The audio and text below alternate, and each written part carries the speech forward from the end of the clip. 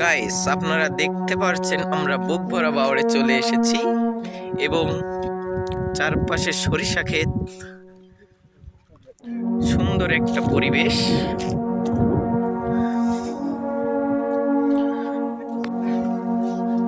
গ্রাম বাংলার ঐতিহ্য খেজুর গাছ, সেইটা এই খেজুর গাছ যেটা থেকে রস এবং গুড় পাওয়া যায়।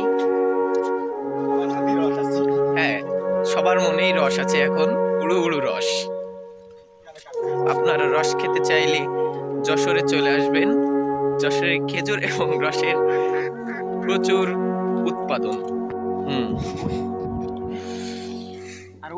বাওড়ের পাড় দিয়ে কিছু হাঁসও চলে যাচ্ছে। এইগুলো আমাদের চিকেন বানানোর জন্য খুবই সুন্দর কিছু হাঁস, কিন্তু এগুলো আমরা ধরতে পারতেছি না। এই যে এই ব্যক্তি একা একা বেড়াচ্ছে, তার কোনো সঙ্গী নেই, তার একটা গার্লফ্রেন্ড দরকার, আমি বুঝতে পারতেছি। আপনারা দেখতে পাচ্ছেন বুক ভরা বাওড়ের ঢেউটা। এখন প্রচুর বাতাস হচ্ছে, শীতকালের সকাল, বাতাসে একটু শীত শীত লাগছে।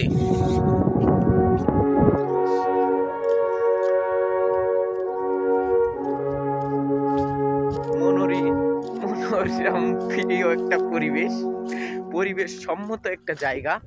আপনারা চাইলে আসতে পারেন দূর দূরান্ত থেকে। এখানে কিছু নৌকা আছে এবং নৌকা কটা বাঁধা। দেখা যাক, যদি নৌকা খোলা থাকে তাহলে আমরা যাওয়ার চেষ্টা করব।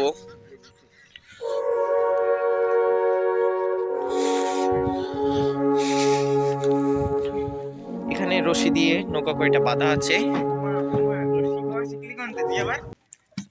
সেজন্য আমরা যাইতে পারতেছি না, না হলে আমরা যাওয়ার চেষ্টা করতাম। গাইস, জাস্ট ভিউটা দেখেন, পিছনে পুরোটাই পানি।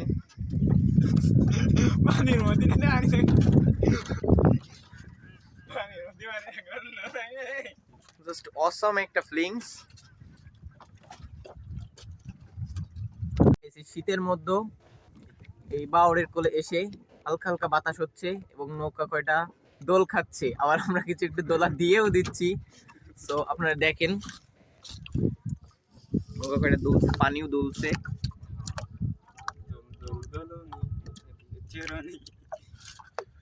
হালকা হালকা কুয়াশা পড়ছে, এই জন্য এপাশ থেকে ওপাশ খুবই কম দেখা যাচ্ছে।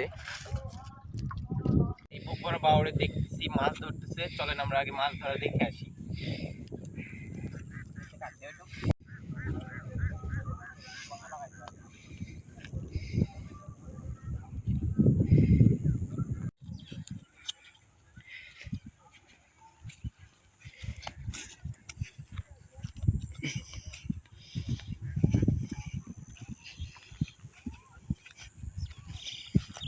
মাছ হচ্ছে,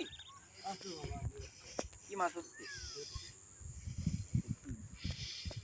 আর নেটটা দিলে নেটটাই হচ্ছে না,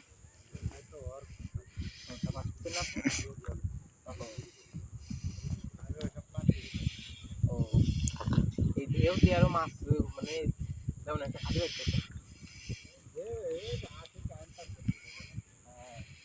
তো দেখি প্রায় আসে নেবে গাই।